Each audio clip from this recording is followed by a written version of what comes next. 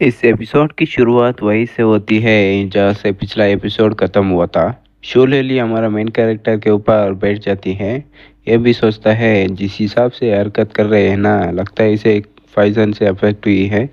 वो उसकी मीडियन को सील करता है कि पॉइजन स्प्रेड ना हो। उस लड़की को देखकर कहता है इसे काफ़ी चोट लगी है, इसे पहले होश में आने के बाद देखूंगा क्या करना है। उसको उठाकर अंदर ले जाने लगता है। ये सब कुछ पेट से एक लड़की देख रही होती है। वो कहती है सूचांगे एक कमीना।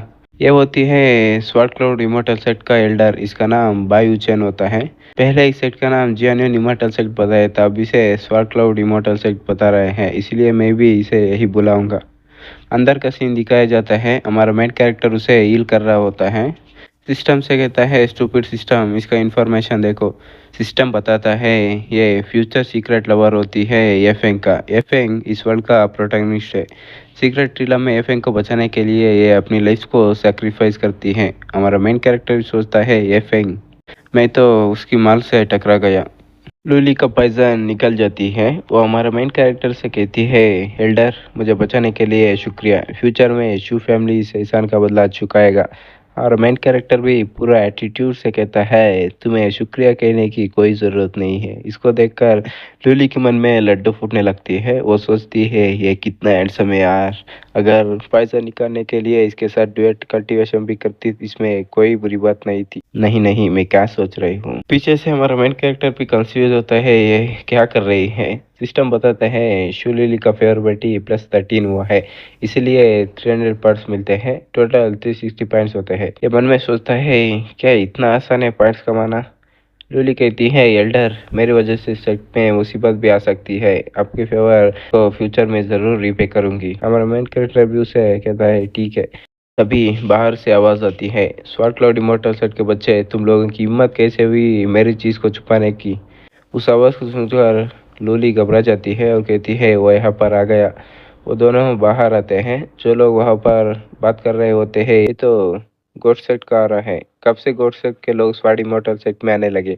क्या ये गोस्ट कर्व एंसेस्टर है? कहते हैं ये काफी क्रूएल है, इसने कई सेट को बर्बाद कर चुका है। गोस्ट कर्व एंसेस्टर कहता है उसको वापस लौटा दो वरना पूरा सेट को डिस्ट्रॉय कर दूंगा। इसके बारे में बताया जाता है ये गोस्ट कर्व सेट का एंसेस्टर होता है। इसकी कल्टीवेशन लेवल सोल फॉर्मेशन के मिस्टेज होती है। सिस्टम कहती है वोस्ट शूली को हेल्प करो, इसको हराने में आपको पॉइंट्स मिलेंगे। हाँ, लेकिन सिर्फ क्रिटिकल मोमेंट पर ही हेल्प कर सकते हैं। हमारा मेन कैरेक्टर भी सोचता है या कितना मुसीबत है। तभी आसमान से कुछ लोग आते हुए कहते हैं तुम्हें घमंड दिखाने की कोई ज़रूरत नहीं है, हमारा सेट भी कम नहीं है। ये होते हैं सेट के एल्डर्स। इसमें से एक बाई होती है, दूसरा जांग यूनचैन होता है, तीसरा जाओ युआन एक ग्रैंड एल्डर होता है। ग्रैंड एल्डर कहता है कब से हमारा सेट तुम्हारे लोगों को छुपाने लगी। वो बुड्ढा लोली को दिखाकर कहता है वो लड़की, उसको वापस करो वरना तुम्हारे सीट को डिस्ट्रॉय कर दूंगा। जो सुनकर एल्डर बाइक उससे कहती है बुड्ढे, उसे लेकर जल्दी चले जाओ, ज्यादा उछलने की जरूरत नहीं है। एल्डर चैन भाई से कहता है अरे माँ, उसको क्यों छेड़ते हो, उसको गुस्सा आ गया ना, हमारे सीट में कोई नहीं रहेगा उसका सामना करने के लिए। सुनकर बाई कहती है चुप हो जा डरपोक साला। चैन भी लाइक अरे गुस्सा क्या होते हो। वो बुड्ढा हेल्डर बाइक को देखकर कहता है तुम भी काफ़ी बढ़िया हो, तुम और उस लड़की दोनों मिलकर मुझे अच्छी सी मदद दो, मैं इस सेट को छोड़ दूंगा। जो सुनकर तो एल्डर बाई को काफ़ी गुस्सा आता है। बुड्ढे तेरी माँ का, तुझे क्या लगता है बाई फैमिली में कोई सुप्रीम नहीं है क्या? अगर मुझे कुछ हुआ तो बाई फैमिली तुम्हें नहीं छोड़ेगी। एल्डर चैन बाई से कहता है अरे गुस्सा मत हुए। लूली हमारा मेन कैरेक्टर से कहती है इस सेक में उसका सामना कोई नहीं कर सकता, ये मेरी वजह से आया है, मैं उसके साथ चली जाऊंगी। उसकी बात सुनकर हमारा मेन कैरेक्टर सोचता है अगर मैं अपनी पीक पर होता तो इस बुड्ढे को यूं टपका लेता। तो फैमिली के एक्सपर्ट्स ने मेरे अंदर ब्लड लाइन सीड लगाया है अपनी आरा को छुपाने के लिए, ताकि इमर्टल रिलम के बंदे मेरे पीछे ना पड़ सके। तभी उसको याद आता है अरे यार मेरे पास तो वो है ना।